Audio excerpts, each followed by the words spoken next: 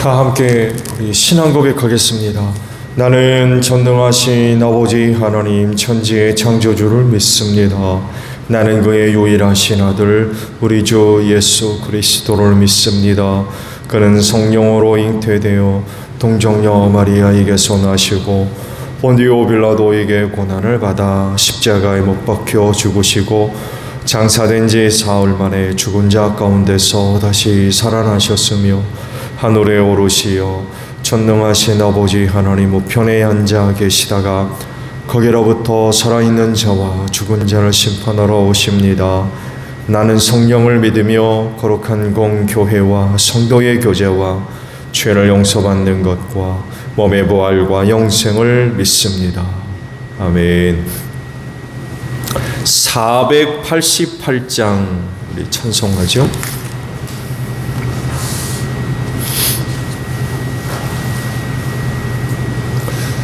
찬송가 488장입니다.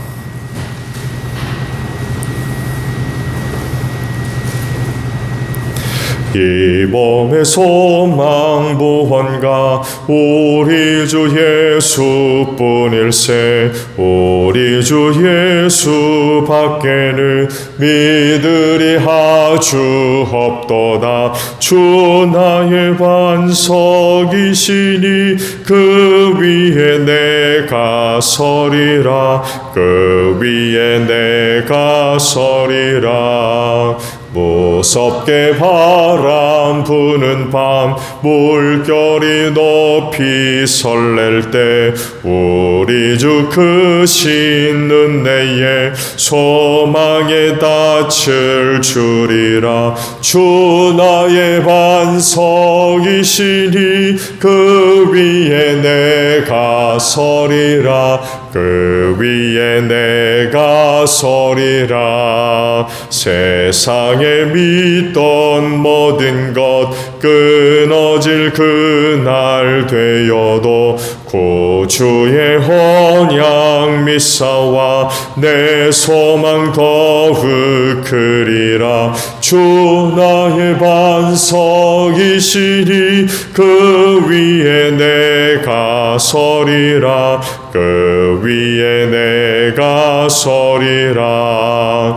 바라던 천국 올라가 하나님 앞에 배울 때 구주의 의를 힘입어 어여시 바로 서리라. 주 나의 반석이시니 그 위에 내가 서리라. 그 위에 내가 서리라.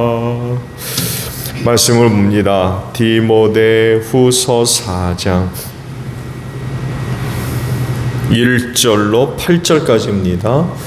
디모데후서 4장 1절에서 8절에요. 나는 하나님 앞과 산 사람과 죽은 사람을 심판하실 그리스도 예수 앞에서 그분의 나타나심과 그분의 나라를 두고 엄숙히 명령합니다. 그대의 말씀을 선포하십시오. 기회가 좋든지 나쁘든지 꾸준하게 힘쓰십시오. 끝까지 참고 가르치면서 책망하고 경계하고 권면하십시오. 때가 이르면 사람들이 건전한 교훈을 받으려 하지 않고 귀를 즐겁게 하는 말을 들으려고 자기네 욕심에 맞추어 스승을 모아들일 것입니다. 그들은 진리를 듣지 않고 꾸민 이야기에 귀를 기울일 것입니다.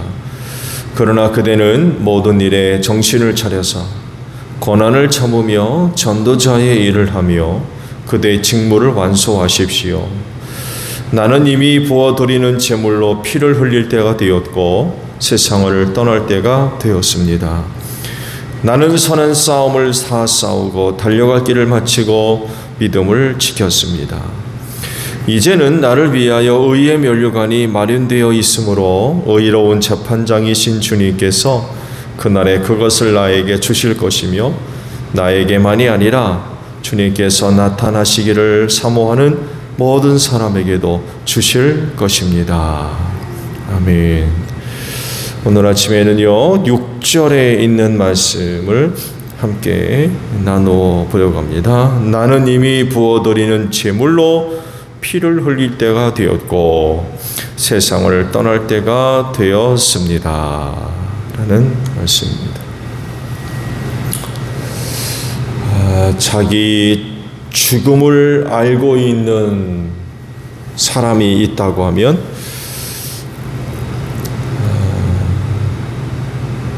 어떤 모습 혹은 어떤 태도 혹은 어떤 말들을 하게 될까요? 죽을 때가 됐다는 걸 알았어요.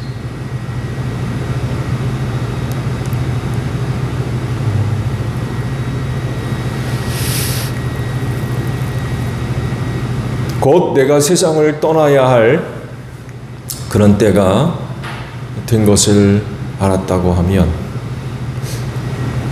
나에게서 나타나는 모습들은 어떤 모습입니까? 초대교회 전도자들의 생활은 자기 목숨을 내어놓고 사역을 감당했던 사람들이었죠. 목숨을 내어놓는 데까지는 아닐지라도 그 사역으로 말미암아 고생하는 그런 그 생활을 자처하는 그런 것이었죠. 왜냐하면 예수 믿는 것 자체가 죄였고 이로 인하여서 많은 그런 그 핍박과 박해를 받는다는 것을 알기 때문에 그렇습니다. 그러다 죽으면 죽는 거죠. 이런 생활을 마다하지 않고 기꺼이 그 길을 걸어갔고 그렇다고 해서 후회하는 그런 모습은 없었죠.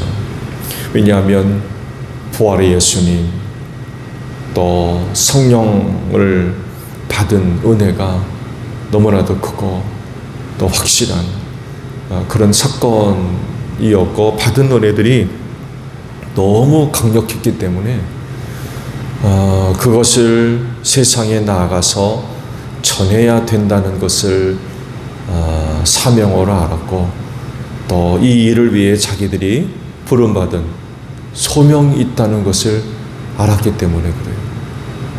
그렇다 보니까 복음 전하는 일로 인하여 많은 그런 그 위험스러운 일이 있었다 할지라도 그 길 가는 것을 주저하지 않았습니다. 끝까지 그 길을 따라 나아갔죠. 그 사명을 감당해 나가면서 어떤 일들이 있을 것을 모르는 게 아니었죠. 잘 알고 있었습니다. 사도 바울 같은 경우 오늘 그 말씀을 보게 되면 죽을 때가 가까이 이른 것을 느끼는 데까지 나아가는, 내가 이 일을 하다가 죽을 때가 됐구나, 순교할 때가 이르는 걸 안 거죠. 거기까지 갑니다. 사람은 살려고 하잖아요. 근데 복음 전했던 사도들은 이런 것들을 다 내려놨던 사람들이에요. 복음 전하다 죽을지라도 그 길을 끝까지 갔던 사람들. 요한만 빼는 거 다 순교했습니다. 바울 같은 경우 보게 되면 목 잘려 죽었죠. 거기까지 그가 나아갔죠.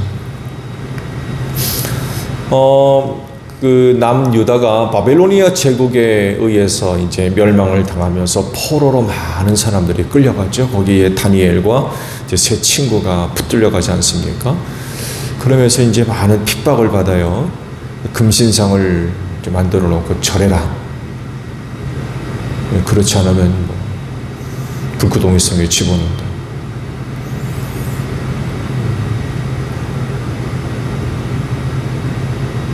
끝까지 절하지 않죠.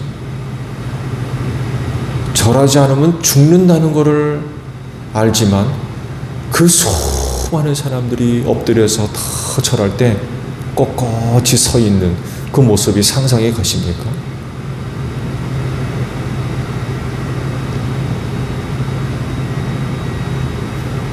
절하지 않으면 죽어요.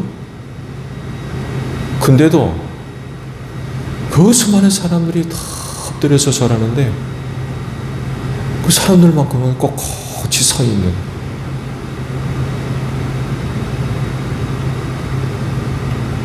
당시 복음 전하던 사람들의 모습이 바로 이런 것이었어요.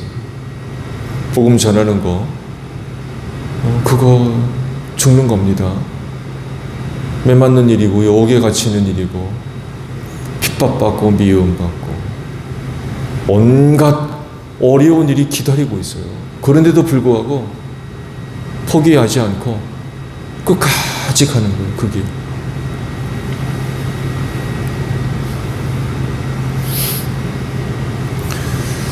그런 게 가능했던 건 역시 앞서 말씀을 드린 대로 부활의 예수를 그들이 경험을 하고 또 성령의 은혜를 받은 일들이 너무나도 강력했기 때문에 그 일을 위해 기꺼이 자기 목숨을 내어놓고 가야 할 길을 끝까지 나아갔던 그런 그 사람들이죠.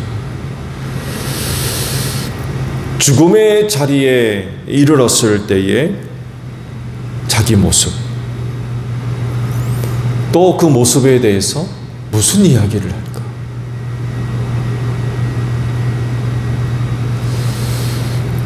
바울은 죽음을 앞둔 자리에서 자신의 삶을 돌아보면서 세 가지를 고백합니다. 먼저는 선한 싸움을 다 싸웠다 라고 고백을 합니다.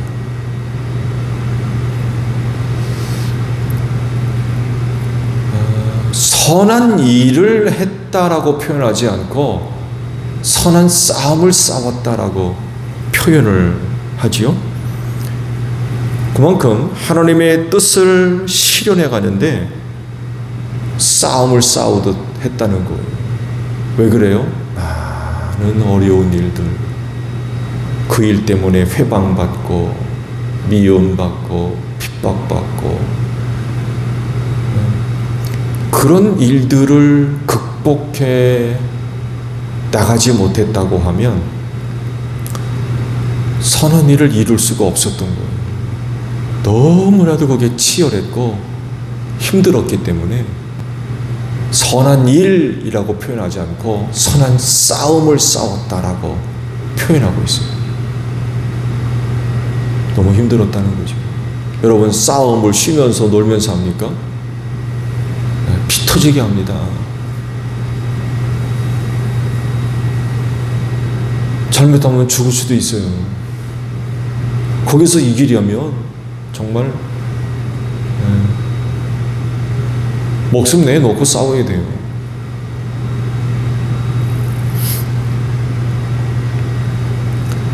선한 싸움을 싸웠다라고 하는 것은 그 많은 그 어려운 일들을 극복했다는 얘기죠.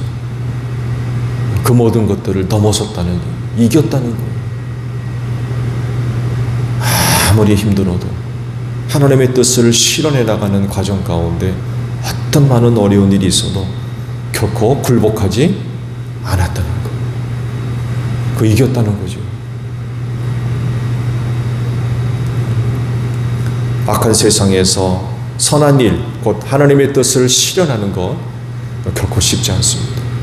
천국이라모니야 뭐 무슨 문제가 있겠어요. 그러나 심판받아 멸망할 이 악한 세상에서 하나님의 뜻을 실현하는 일들 쉽지 않습니다. 싸움 싸우듯 해야 된다는 거예요. 치열하다는 거죠. 다른 하나는 달려갈 길을 마쳤다라고 고백을 하고 있죠. 물론 달려갈 길을 마치는 건 그건 바울이 정하는 게 아니죠. 그건 자기를 부르신 주님이 정하시는 거예요. 여기까지. 여기까지. 그게 로마에서 순교하는 거였죠. 여기까지. 여기까지라고 선을 그으시면 더 이상 갈 수가 없는 거죠. 주님이 마지막 설정에 넣으신 그 마지막 선, 거기까지 달려갔다는 거. 도중에 그만두지 않았다는 거죠.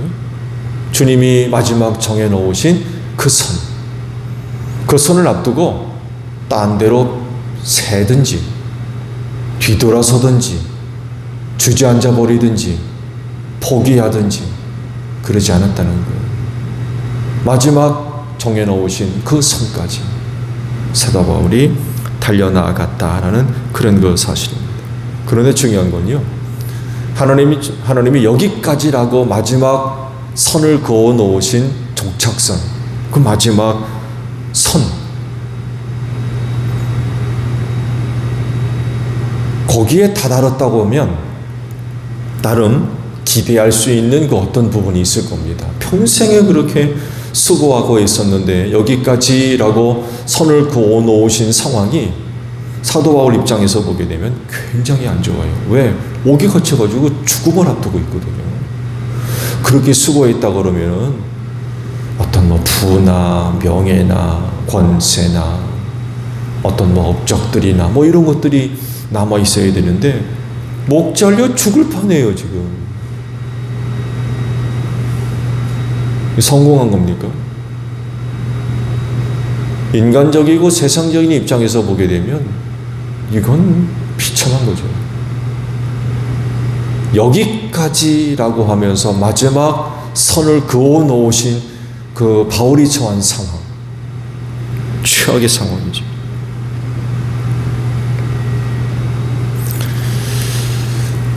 그 마지막 자리는 순교하는 자리였어요. 다른 입장에서 보게 되면 최악의 경우죠. 아니, 살아야지 어떻게 죽습니까? 근데 주님이 마지막 그어 놓으신 선은 순교였어요. 죽는 것. 중요한 것은 거기까지 바울이 갔다는 것입니다. 그거 회피하지 않았어요. 끝까지 갔다는 거죠. 끝까지.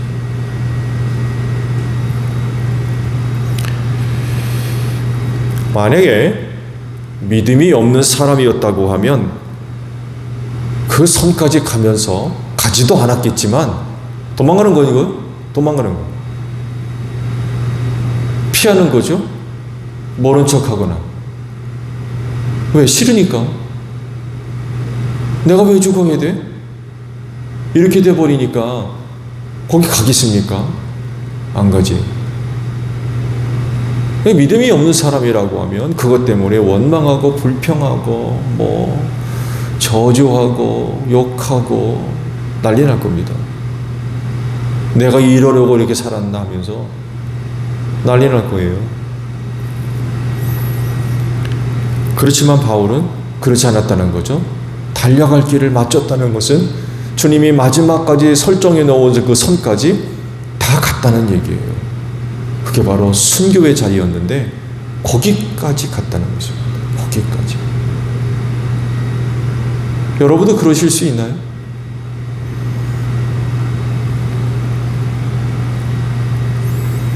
다른 하나는 믿음을 지켰다라고 고백을 하고 있습니다.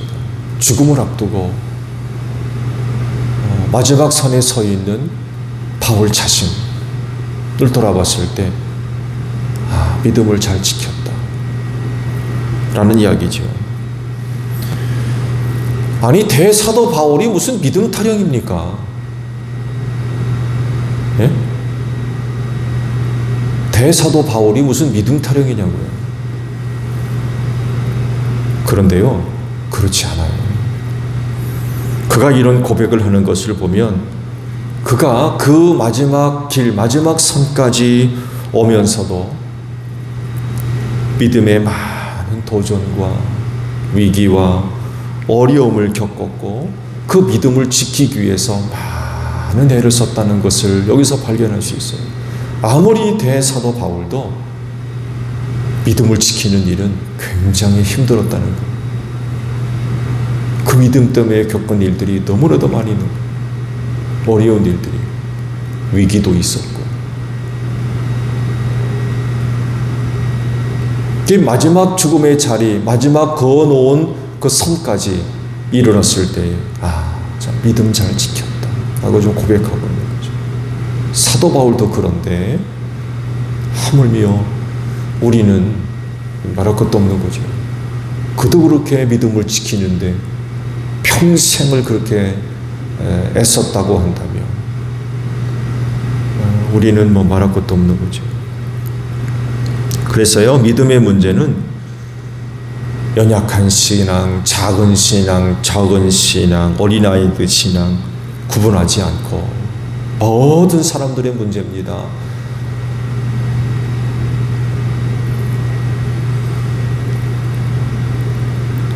왜냐하면 시험은 대상을 가리지 않기 때문에 그래요.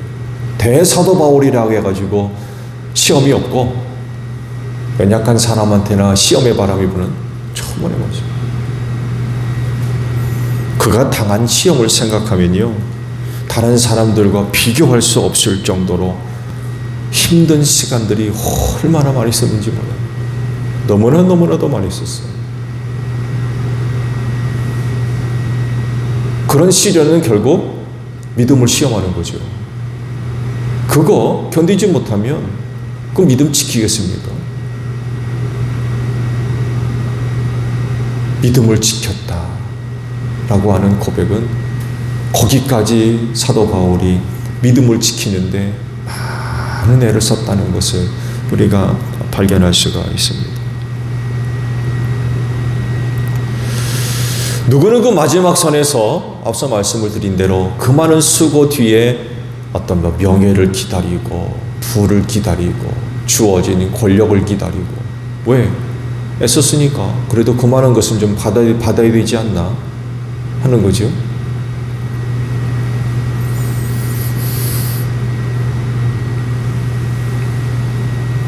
그렇지만 마지막 정해놓은 그 선까지 다다랐을 때 발견했던 건 그런 것들이 아니라 믿음을 지켰다 라고 하는 거였어요.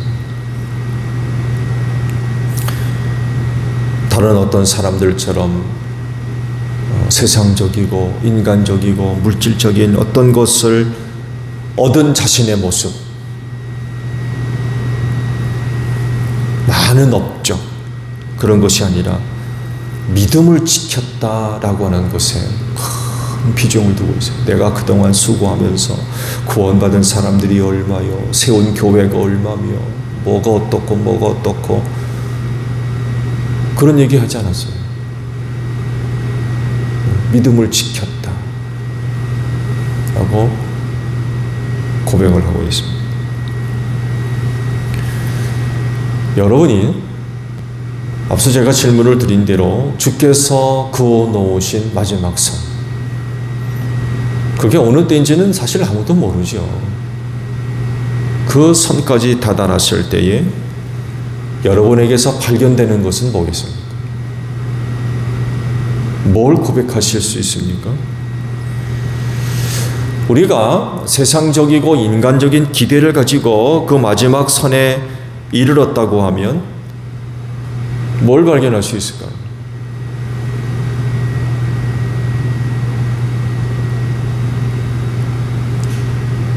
마지막 거기까지 가야 되는데 그 이유와 목적을 바르게 세우고 갈 필요가 있을 것 같아요.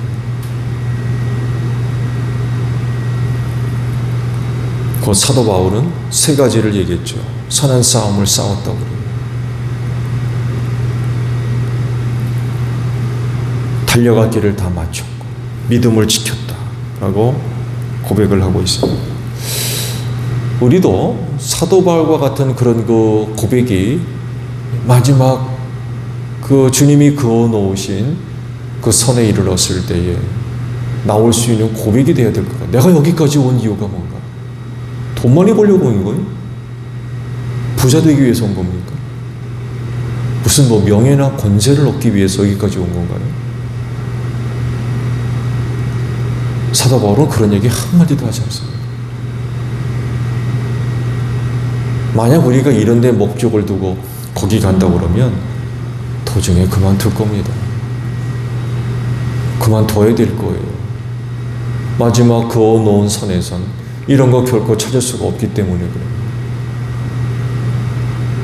그리고 실제로 많은 사람들이요, 이런 데 목적을 두지 않고 세상적이고 인간적인 것에 목적을 두고 그 길을 가다 보니까 안 되거든요. 그런 거 전혀 발견할 수 없거든요. 그러다 보니까 거기까지 못 가는 거예요. 못 가는 게 아니라 안 가는 거죠. 딴 길 가는 거예요.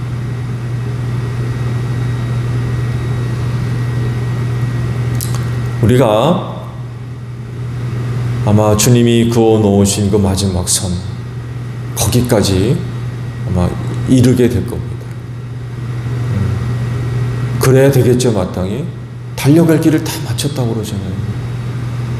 근데 그 마지막 달려갈 길이 순교하는 자리였어요. 목 잘려 죽는.